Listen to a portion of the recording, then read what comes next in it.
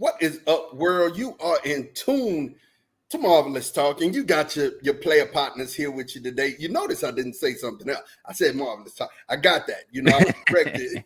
I didn't mess up. But we got your player partners here tonight. We got Big Max. We got Big G. What's up, y'all? How y'all doing this week? I'm good. How about you, Sean? You all right? Man, it's been one of them rough 24 hours, man. I'm sorry. I'm still giving it the thumbs up, and I'm just so happy and thrilled, man, because my show finally came out last night, man. Listen, I was up at 3:05. I was at 3:05. I was watching it. I watched it twice already today, and I think I'm gonna watch it a third time before I go to bed. Listen, we're definitely going to get into this because we got to get into it. There's some things that you guys got to know, some dots that you got to connect. But before we do, man, make sure if you like what you hear tonight and always before, make sure you like on Facebook, that you subscribe on YouTube, you subscribe on Twitch. If you see us there, make sure you do that so that when we do go live, you can get those alarms and you will see it, man. But before we get into this, man, we're going to definitely get into this.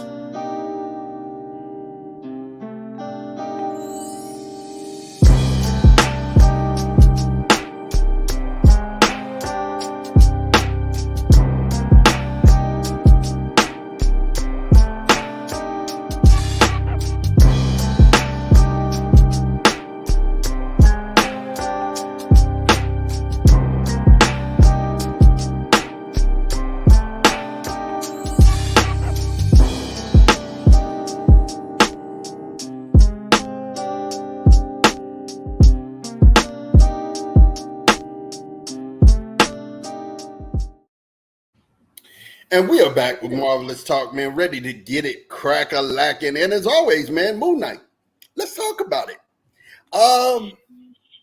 So we had a new Marvel episode, a new Marvel series that started last night. It's called Moon Knight. And a lot of people may not know or may know a little something about the backstory of this character. We're going to leave that to Big G to kind of dissect, and to Max because, Max likes him. He played with him on a video game. If you remember, he said that, right? But let's talk about the MCU version of Moon Knight. First, I don't want you to get it into the episode.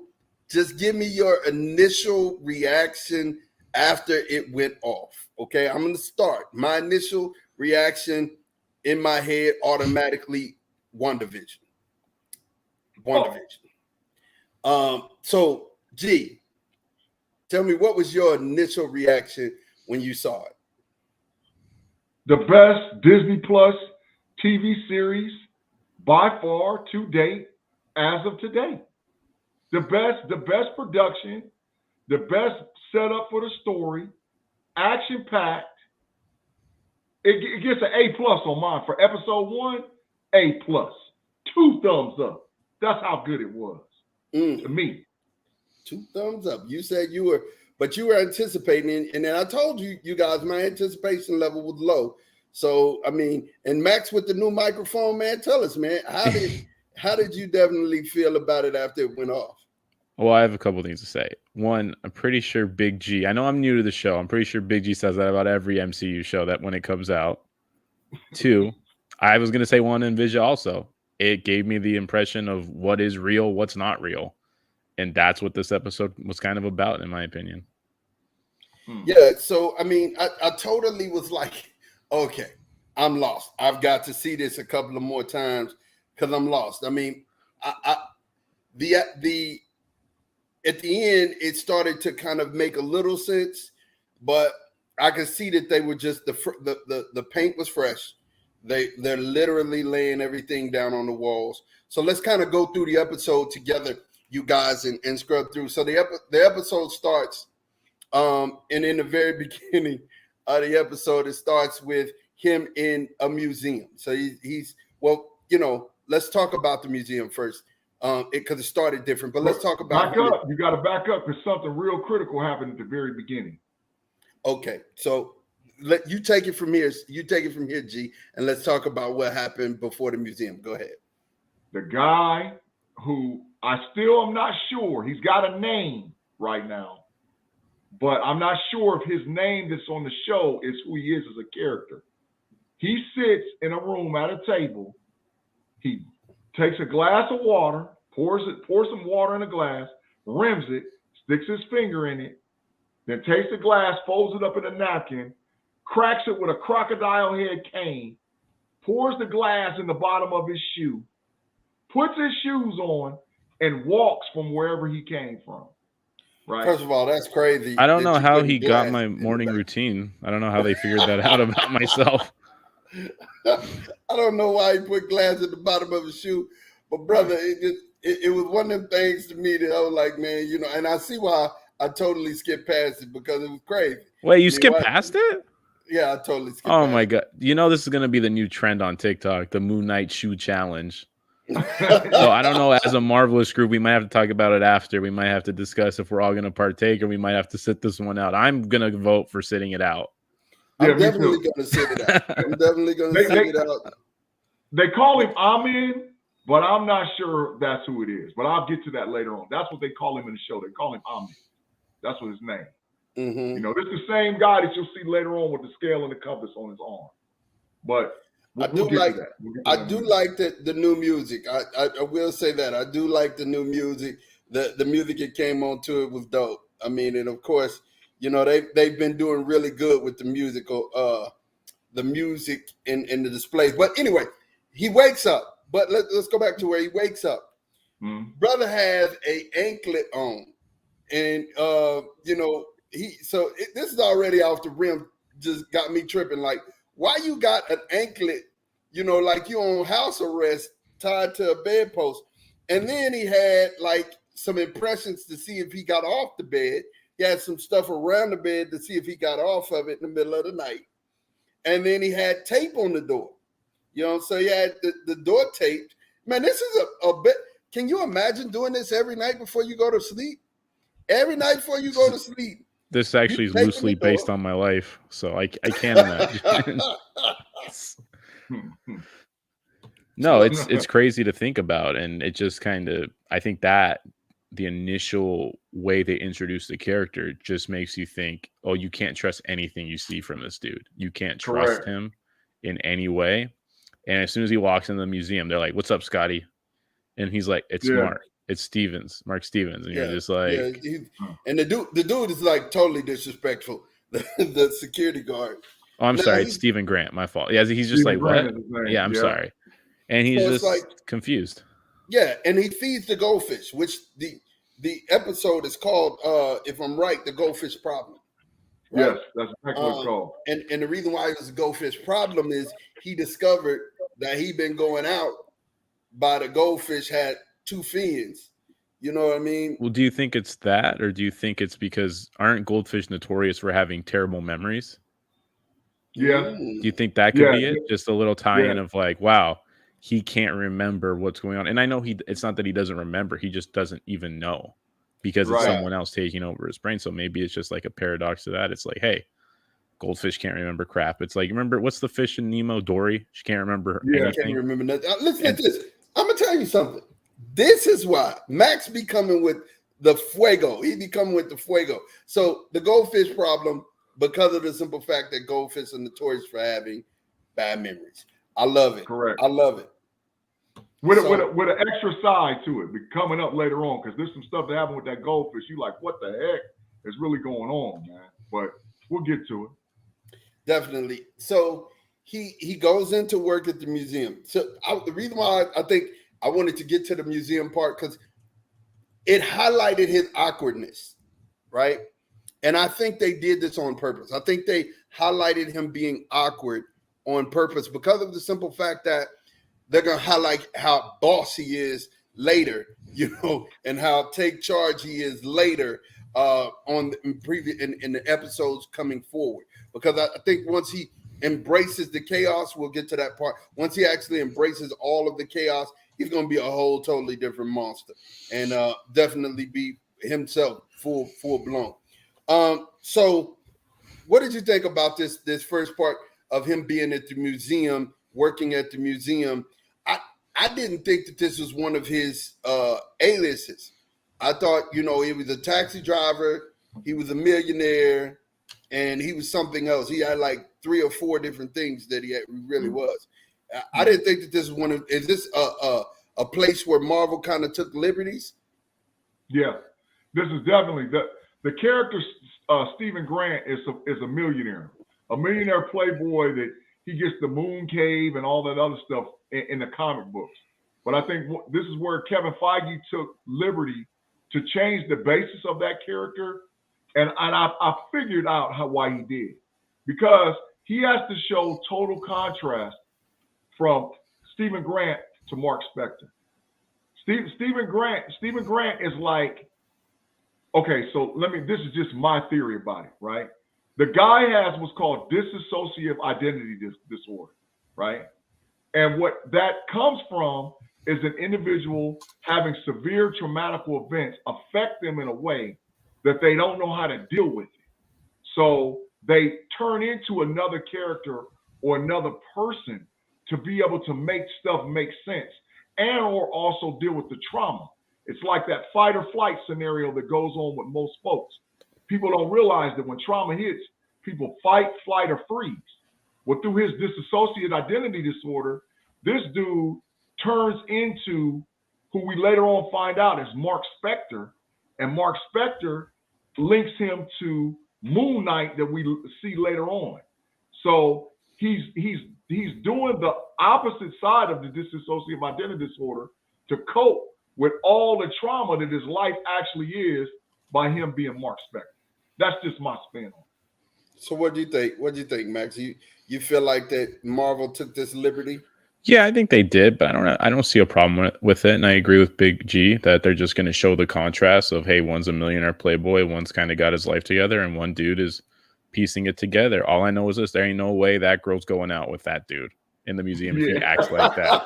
That was the most outrageous part of the episode. There's no way that this dude pulled her and is acting the way he acted. Well, so if you notice, he didn't remember he even asked her.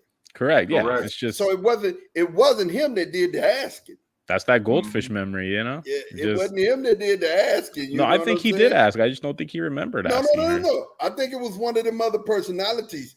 Oh, yeah. No, I agree. I agree. I think it was probably, one of them, one of them other personalities. Yeah, it was Mark or another one. Because I think that they're going to go there as far as the dissociative identity disorder. I think there's going to be a whole lot of different. We're just introduced to Stephen Grant first, and then we find out later on there's this Mark guy, and I think there's going to be a couple other characters that's going to come out as well. But it could have been whoever that asked them, but it was the dissociative identity disorder that took over for sure. So first and foremost, G. Here's the thing that I call out. Did you see the girl diss him in the very beginning? The little girl she dissed him so it's like, and this is what I was really trying to get to on this whole thing.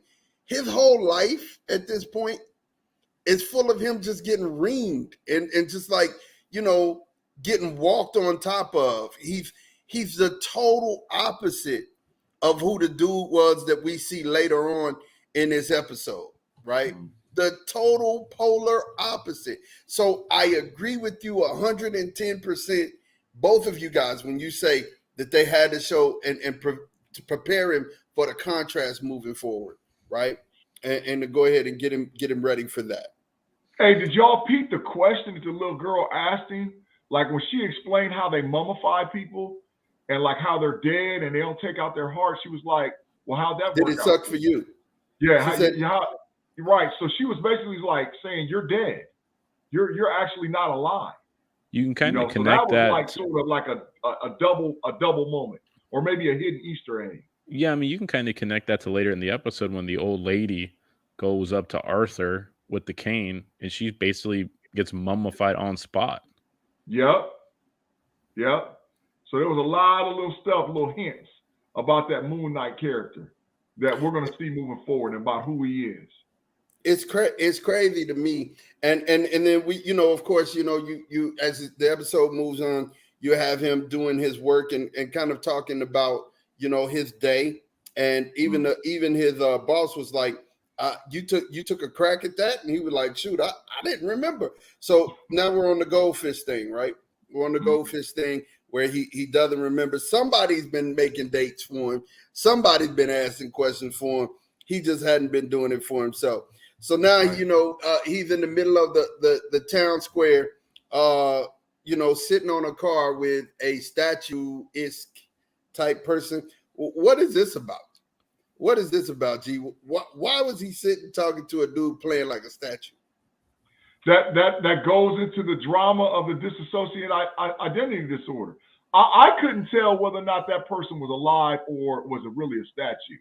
First of all, I couldn't tell. But it's plain on the fact of that this guy has identity or deals with trauma by invoking fake realities. So Stephen Grant don't really have like a friend in the world.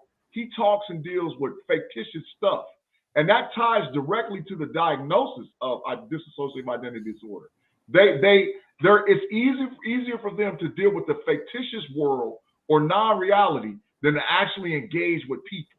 So that's why he was sitting there, and he actually had like a conversation and then pulled other people into the conversation, be like, yeah, I'll take the picture for you, but don't forget to tip them. Those are all traits of dissociative identity disorder.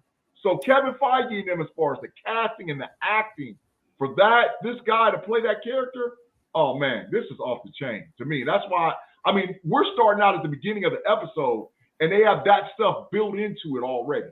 So right. Like, so here we go, Max. Man. Here we go, Max. This is for you. How freaked out when you saw him pouring sand around his bed? Like what? I'm like, what is going on? Like, I honestly thought he suffered a trauma at the sandbox as a kid, but then, no, I was just like puzzled by it. And just really quickly going back to what Sean said, I agree 100%. And you can kind of take this on a smaller scale. Like, let's go back to the film Dark Knight with the Joker. You know how every time he tells a story of how he got those scars, it's different. And it's like, wow, you can't trust anything this dude says because he's either having a break of reality or he's just like bought into like whatever lie he's telling. That same scene with the gold dude is just building it up. Like you said, Sean, it's just, man, this dude's untrustworthy. Like he's having a break from reality and we don't know what we can trust. And then you factor that into the dreams he's having, and it's just, what the heck? Yeah, and then the next thing that we see is, and this one is for Big G, the Ned, or is that how you say it? The Ned, the Ned, yeah. E-N-E-A-D, I think it was. Yeah, the Ned. E-N-E-A-D, the Ned. So what you see him studying this before, as he's going through his ritual, and he puts tape on the door, puts the sand on the floor. He's studying. What the heck was he studying? I need to know. What is that? Like, people who are watching Marvelous Talk, I know they want to know, what the heck was the Ned? Okay, so this is like, I think this is sort of be like groundbreaking news to those people that don't understand actually what's going on, right? The Ned could be called the Helipolitans, right? I don't know which way they're going to go with it yet because the name switches over as far as comic book lore is concerned. But the Ned are elder gods that exist on a different plane outside of the earth plane and outside of a different pocket reality or different dimension. All right. So to walk our Marvelous fans and our people through, I'm going to give you a person or a name that you've heard before as far as the Ned. Boss. Remember in Black Panther where you saw when they told the story at the beginning of Black Panther, millions of years ago, a meteor hit the earth and Boss, the tiger god or cat god, led the elder of T'Challa's tribe to the heart-shaped herb, and then they drank the herb and they got the power of the Black Panther. The Black Panther is an avatar for that particular elder god, right? Khonshu, who we see later on, is a member of the Ned that's an elder god. And Moon Knight is an avatar for Khonshu. So now you're starting to see how Black Panther and Moon Knight connect, because we're all talking about, and he did a great thing in the show when he said, well, this picture's wrong. You have 7 of them, and there's actually 9, right? And the members of the Ned, and you're going to see this later on in the show, connect to a lot of Marvel superheroes and a lot of Marvel villains. So this is backdrop, set down groundwork for some stuff that you're not going to believe, that I think you're going to see by the 6th episode of this show. All right, and see, that's why we have it here. You have your comic book guru, Big G, who can give you that. Now, Max, I'm amused. I'm easy. I'm the guy that's over here watching for entertainment purposes. I'm laughing when he gets up, and well, first of all, he's laid flat on the ground at this point, and he done fell asleep. So he thinks that he done fell asleep, and he wakes up and his jaw's bleeding. Definitely he has to put his jaw back into place. Yeah, he looks disfigured. It was like, what the heck just happened to this dude? He's in the middle of a grass field. We have no idea where. Right. And the first thing this guy hears is, go back to sleep, worm.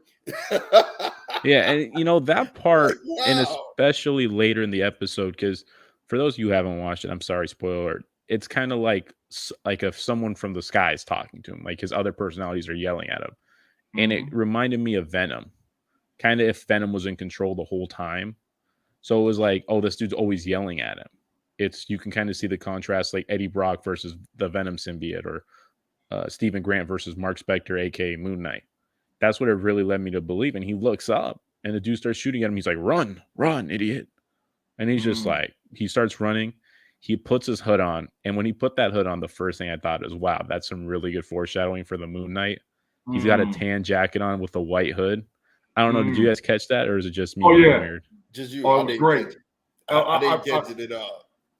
But Max, I think you're right on the fact that I actually like this. This was one thing that I did like. I like the connection between the avatar and the person controlling the avatar. Like Venom and Eddie, their relationship was cool. It was funny, but it wasn't like this already. This one I already did, because he's like, surrender the body back to Mark. You know what I'm saying? And we're learning that Mark is the guy. Like Mark is the guy. Like we're learning right now in this episode that Mark is the guy. So Max, who was the people that was shooting at him from the window? Like when he looks in his pocket and he finds the scarab. Yeah, I mean, obviously he stole that from them, and we really don't know much in the MCU terms of just who those people are. We see Ethan Hawke, great actor, and he's playing the role of Arthur, and he has another name, Big G will bless us with later. But he sees this town. They call him Amen. Ahmed, yeah, excuse me. Thank you. But it's just like this town. It looks like it's like a cult. They're all walking. They're all worshiping. And it was ingenious how they figured him out. He just yells to Neil, and he's like, oh, crap. Like, he knew it. And just, again, it's like you said with the symbiote. They're just like, kind of like the symbiote relationship with Eddie Brock. They're kind of at odds the whole time. It's like they're 50-50. Stephen Grant's like 10% of this relationship, and he's 90. Like, he disrespects him constantly, doesn't care what he thinks, and he makes him do whatever he wants. But like Eddie can stand a chance with Venom. But and then you just see him, he's doing his little thing with the cane, the crocodile cane, and he's got the scale on his arm, dope tattoo. Yeah. And he mummifies a woman in front of our eyes. Yeah, but before we get to that, I think it was interesting that he was like, yo, is he still here? And he's like, yeah. And he spoke in a different language. He was the only person that didn't understand the language. And he stood up, and at that point he started to speak to him. Now, this is where I was like, okay, you don't know what type of power you possess, that this guy ain't just handling you. You know what I'm saying? He ain't just handling you. You're playing with him, but he ain't just handling you. You know what I mean? Right. Like, give me the scarab. And he's like, nope. Yeah, that part again just showed that he's the puppet and he can't really control all that he does. And he's like, don't stop running. We're gonna die if you don't stop running. And then you just see it's like he's trying his hardest to pry open his fingers, and he just can't. Yeah. You like you said, you see that the Avatar is taking over on every hand. It's almost like, I tied this a little bit together too about with Spider-Man. When Doctor Strange knocked Spider-Man out of his body, and then Spider-Man actually had that thing he was holding, that box. Every time Doctor Strange went to reach for it, Spider-Man's spirit was out of the body, but the actual Spider-Man wouldn't give him the actual box, right? That's so a that great also comparison. ties into the folklore of, what'd you say, Max? I just said that's a great parallel to this scene. As Spider-Man was controlling the box, but his spirit was out of it. But see, that's how you gotta, like I said, that's where the comic book comes into play. You have to understand and know that Spider-Man is really an avatar represented by Madam Web in every different universe. Spider-Man's powers, come from a radioactive spider, but Spider-Man's an avatar, right? He represents that entity in our universe. That's why every universe has to have a Spider-Man, because he's an avatar through Madam Web. So now you got this avatar thing floating around out there, right? And the guy, Amen is, I think he's the avatar for Sobek. Sobek is the crocodile god in Marvel folklore. They talk about Sobek in Black Panther, right? When they had the different tribes. And then you got to also remember when Doctor Strange cast that spell and all those different things, animals are inside that thing where he messed with reality with Peter Parker. And he was like, I'm going to make everybody forget. Every last one of the 9 elder gods was represented in that little thing spell that he cast.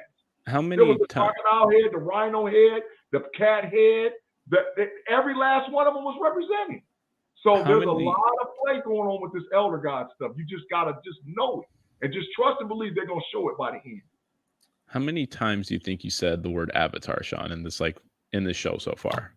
Probably at least 10, because I'm trying to drive the point, No, I agree. It's not a shot. I'm just saying if you even fast forward a little more, there's an exchange with Ahmed and Stephen Grant where he's talking about the show Avatar in the movie.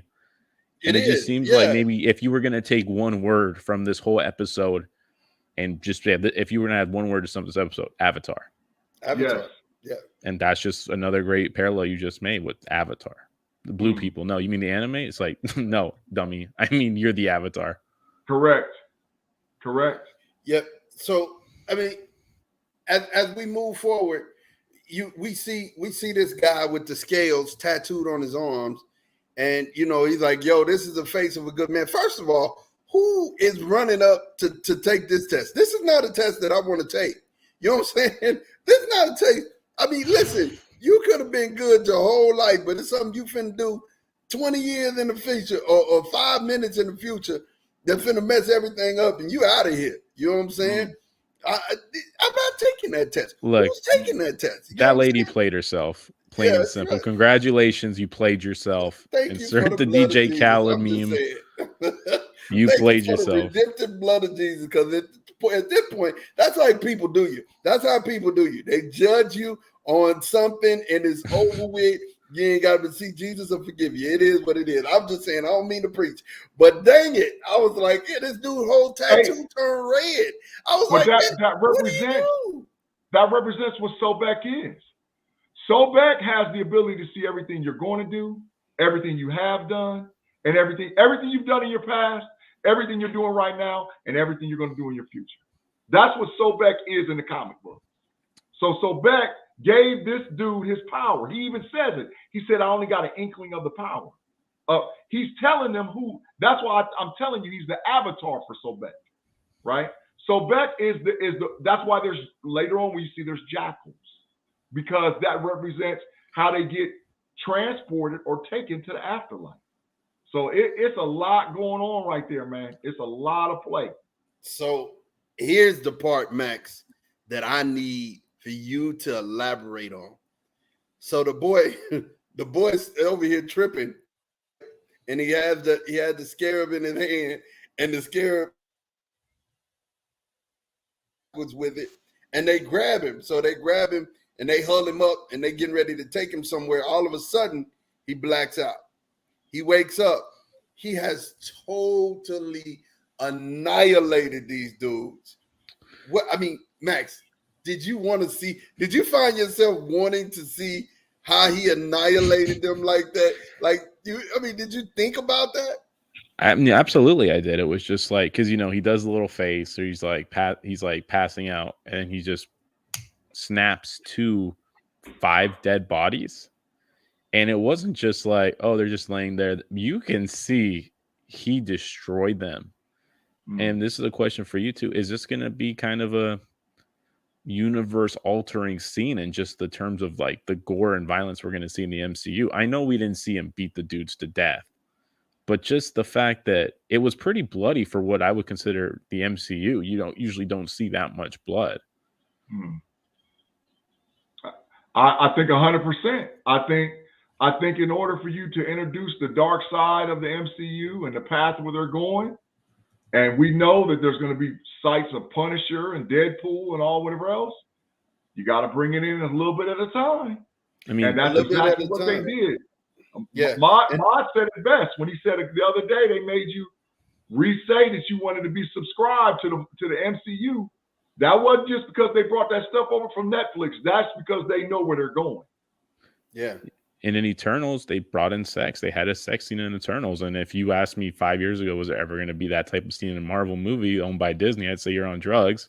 There's no way, because Disney's very protective of their projects, and they're very careful how they basically like nurture like the MCU. They're very protective of it. Definitely. And so, here's one of the funnier scenes coming that we're talking about is when he got in the cupcake truck.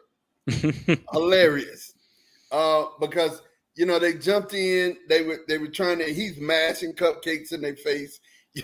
He's definitely just like, fighting with him while he's driving. All of a sudden, blacks out again, right?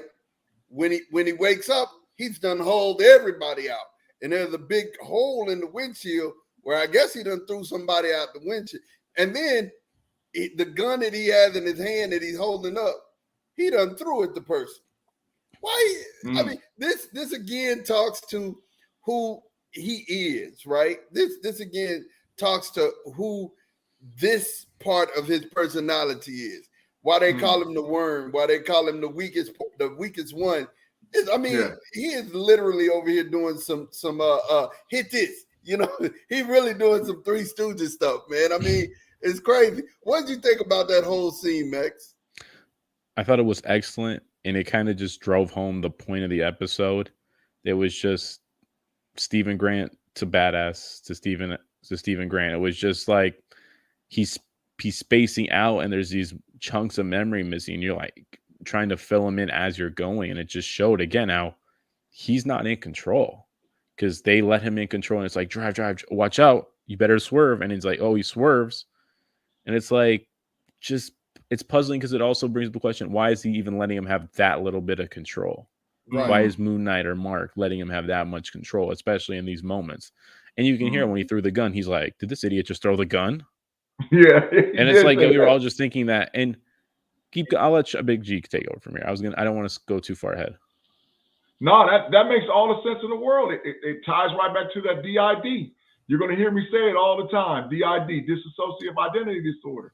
That when trauma hits, he can't control it. And so that's when he slips from Stephen Grant to Mark Spector to Moon Knight. And we already know from the trailers and stuff, there's going to be Mr. Knight. So that's another character. So he's got a whole lot of stuff going on inside his head. But when trauma hits, he don't know what to do. And so you see his eyes roll back in his head and black out. And then he comes through and you're like, what the heck? What just happened? So we're seeing it through his vision. We're seeing the Moon Knight through Stephen Grant versus seeing it through Mark Spector or Moon Knight. Right. And I wonder if this is like, a side of his personality. Mark Mark's personality that he really wasn't too, because we know he's a mercenary, right? They said he's the mercenary. So I wonder if this is a part of his personality that he never got a chance to live out. You know what I'm saying? And that's why he gives him the type of power, Max, that he gives him. He lets him have moments of clarity and lets him have a life. You know what I'm saying? Because it's obvious, because when he woke back and he found out that it was a couple of days later, right? He found out it was a couple of days later after he woke back up. It's one of those things where, you know, he found his phone, right? He found the phone, and it was all of these missed calls. So it's obvious that Mark had a life, but he gave his life over so that Steven could live that one, right? Right. Why? And I'm with Max. Why would he do it? Why would he give him control and then put himself at risk like that, unless he's never at risk, like the Incredible Hulk, who's never at risk. Even if he is, you know, Banner, he's never at risk, you know, because you try to kill him, he's going to turn to the Hulk and everything's going to be all right. You know, so maybe he's never at risk. I don't know. Is that what you guys are thinking? Or, you know, tell me, what do you guys think about this? Talk to me, G. Definitely, because he can't die. Every time that something happens to him, okay, flashback to the scene. We saw in the trailer when we see him fall out of the truck and fall down, right? Hundreds and hundreds of feet. Then on this episode, we see the other end of it where he's laying in the grass and he sits up and his chin is like totally taken off of his face, and he's like got to move around and realign his spine and all whatever else. That's because Khonshu, who's the moon god, who represents the mummification process in Egyptian lore, brings this dude back to life every time something bad happens. And Mark Spector has totally just submitted to Khonshu, so every time something jumps off, Spector knows in trauma jumps, oh, Moon Knight coming out, bro. And so I don't care. You can shoot me, you can stab me, you can do whatever you want to do to me. I'm coming back. There's no way I'm not coming back, because Khonshu ain't gonna let me die. You know, so that's what's actually going on, is that he's basically a living, walking, breathing mummy. He ain't gonna die. You know, no matter what. You'll see that as the episodes go on. He's not dying, man. So what'd you think about that, Max? No, I just agree with Big G right here. It's just the fact that I mean, you guys said it so well. I really don't know what more I can add. It's like you said, he's never at risk. That's the best way to put it. It's just he might seem like a normal dude, but there's something laying beneath the surface. Yeah, agree. And then, so now is when he finds the goldfish. He takes the goldfish back to the store, and she's like, well, you know, I told you that when you got the goldfish. So had he went back to the store and got another and she said, fish? you were here yesterday. And he's like, what? Yesterday? Right. No, I wasn't. And then he's like, is that the time? And then he jets off to his date, and he gets stood up, and he calls her, and he's like, wait, what? It's Sunday? I have to say one more thing. I have to nitpick this episode. That was the most painful ordering of a steak I've ever seen. I wanted to punch him through the TV. Yeah, what kind of cut of steak? A good one. You couldn't come up with anything. He had to. Come on, Mark. Come on, Steven. I'm sorry. Well, Stephen Grant is a vegetarian. You could still know. Yeah, but you could still know. Sean, I mean, I feel you, Max, but he's a vegetarian. You're an MCU guy, but you still know Batman exists. Yeah. Come on. But I mean, that's them playing into that character. No, I know. You know, it just struck me to my core. It just hurt me to my core to watch someone order a steak, and then he got it well done, and I was like, "What are you doing? Come on, waiter." A center cut, yeah. Well done. Yeah, I just want you to throw it in the trash and give it to him. Come on. Hey, crap. Go ahead, Amal. I'm sorry. I had one little break. You're all right, man. I mean, come on. Literally, and he calls his date. He finds out that, you know, he'd been gone for 2 days, and she was like, you know, enjoy it by yourself. And then here he is, man. You know, you know, stuff starts popping off. He finds he hears the voice. He finds the phone, like I said, and then he sees this big overgrown thing walking with a cane. He got this big bird nose walking through the hallway when he was trying to get and run away in the elevator. Now, which, by the way, the old lady scene, that was hilarious. Man, that was hilarious. Poor old lady. I'm surprised she didn't have a heart attack as soon as she went in. She was like, oh, and he was like, she's like, she's here. My company's here. And he's like, oh, man. Oh, yeah, and she almost threw her friend under the bus. If you think he's a serial killer, way to lead him to your friend, lady. Right. Absolutely. Come on. Just take the L like a man. Just take the L like a good person would and just die peacefully by yourself in the elevator. Don't drag your friend into it. That's all I'm saying, lady. She was scared, man. Lady He's looking for his contact. That's it. Lady was scared. So, I mean, at this point, you guys, and we're just going to skip forward. What were your favorite points towards the end of this episode? Because, you know, we have the scene where he finally confronts Mark in the bathroom when the tattoo guy came to the museum, right? I don't know what the heck that was chasing him at all. I don't know what the heck that was. It was about to get a hold of him, but whatever it was, you know, he said the name of it, but whatever it was a jackal. It was a jackal. Whatever it was, Moon Knight beat the fire out of it. It was that was not the 4-letter word I thought you were going to use. It started with an L. I'm just going to tell you, the thing that was hilarious to me was the thing ran in the room, busted down the door trying to get to him. But at some point, it was trying to run out the room, and he grabbed it back. And the next thing you know, he's standing over the top of it, beating the fire out of this thing. I mean, he just boom, boom, boom. He's just handling it. I'm like, oh my gosh, like this is like, if this is an indication of what we're about to get, Moon Knight is like just gonna beat people into oblivion. You know, what did you guys think about this scene? And then moving forward as we're getting ready to shut the show down. Well, I think the thing for me was cooler was when he has his arm and he's like, "Are you a good person?" And you see the scales are going back and forth, and they cut away from what it revealed. And in my mind, it was balanced. It was balanced. That's why he didn't die or shrivel up into a mummy, and he wasn't good. I don't know. What do you guys think? I agree. Well, he said it was chaos in you. Yeah, he said, "Oh, there's chaos in you," and I just assumed that meant, "Oh, the scales are balanced." Like I wasn't saying it was balanced. They never stopped moving. The scales. Oh, you think so? Never stopped moving. You know what I'm saying? Yeah, I get it. Just that's what like led me. That was like my big question of the episode. Like towards the end, moving forward, is that going to play into it, or are we going to have another scene where he sees if he's a good person, and then at the end, I don't think there's ever been a scene in the MCU where the hunted became the hunter in a blink of an eye. Literally. Because that thing was trying to get out. Like, it was like, all right, I'm sorry. I messed up. And then Moon Knight, a.k.a. Bobby Mercer, just put him under the ice and beat him to a living pulp. It honestly reminded me as a kid of how my mom used to spank me when I was a bad kid. That's how bad I was trying to get away for dear life. Man, listen, that was hilarious. What did you think about that, G? Because I was like, oh my God.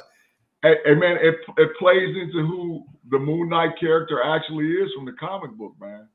Like I'm telling you, I mean, for those people that's out there in Marvelous Land and they don't really understand what's going on and they're trying to figure it out and they're trying to connect this to like the comic book world of all the good guys and the Avengers and all whatever else, just scrap that, right? This is a brand new character that you're going to get introduced into Marvel that you're eventually going to see connect to a whole bunch of other characters, right?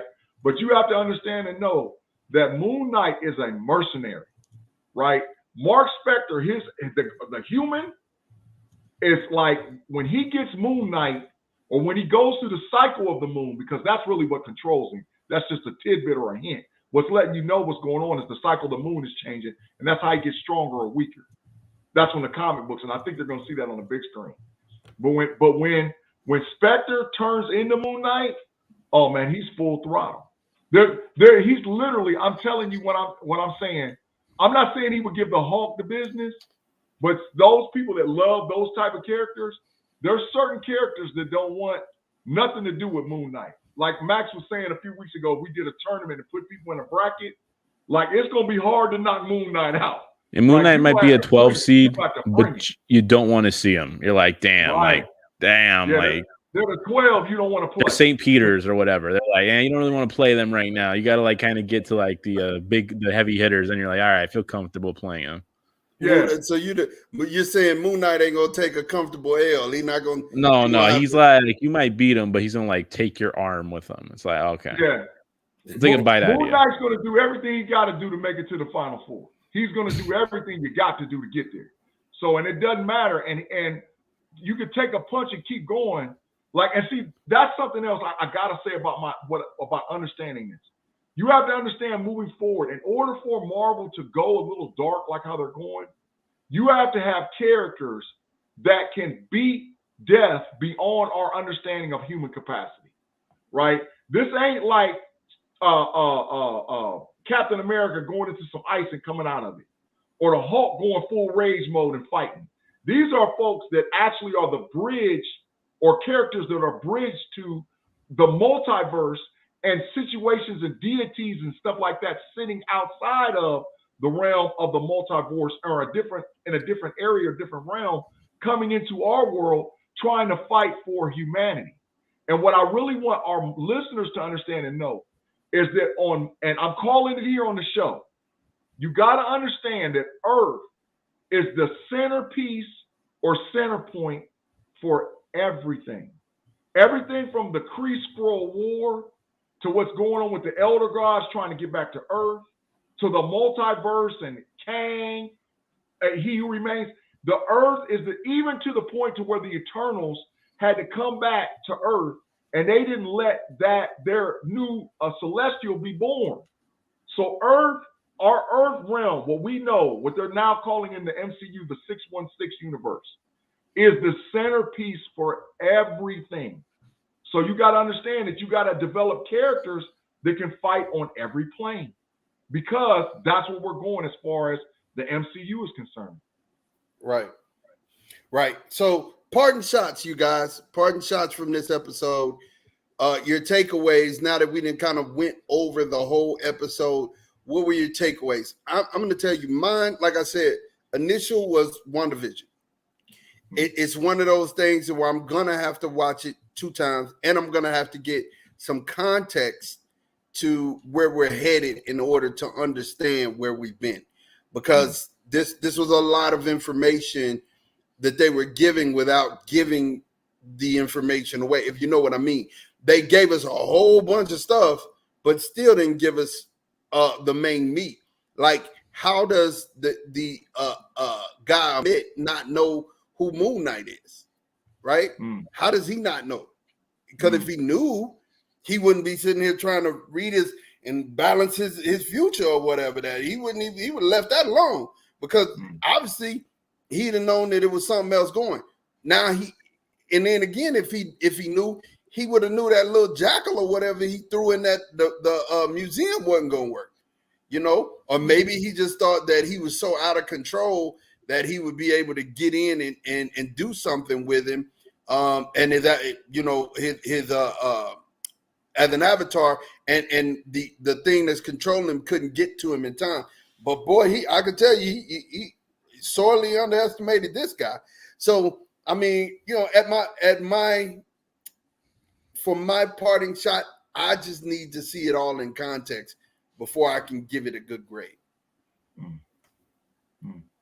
Oh, wait, Max? okay. For my parting shot, I just want to pose 2 questions. I want you guys to give me your grade for the episode and just one theme of the episode, maybe just a sentence about the episode that like encapsulates it. I can't give it a grade, Max. I mean, because it would be my unfair. God, do not cop out right now. It would be unfair to me. If I gave it a grade, it would be a failing grade. Because on the episode as a whole, just this episode. A D. You're a hater. So okay. What about a theme for the episode? A theme would be what you said about the goldfish having poor memories, right? And that's the name of it, right? So it was just showing how his memory in his condition, he doesn't remember anything. Okay. he is not control over his thoughts. And what about you, Sean? What would you give the episode, and what would your one sentence theme for the episode be? First of all, the grade is an A+. This is the closest thing I've seen to bringing the comic book reality of a character to big screen right off the bat. I mean, they hit it out the park. So they get an A+ from me. My theme is welcome to the new MCU. And now that you have control of over everything that was going on in the comic book land, you're going to see Kevin Feige mash the gas. So that's why I'm saying welcome to the new MCU. That's my theme for it. Because this is what you're going to see. I would give it a B+.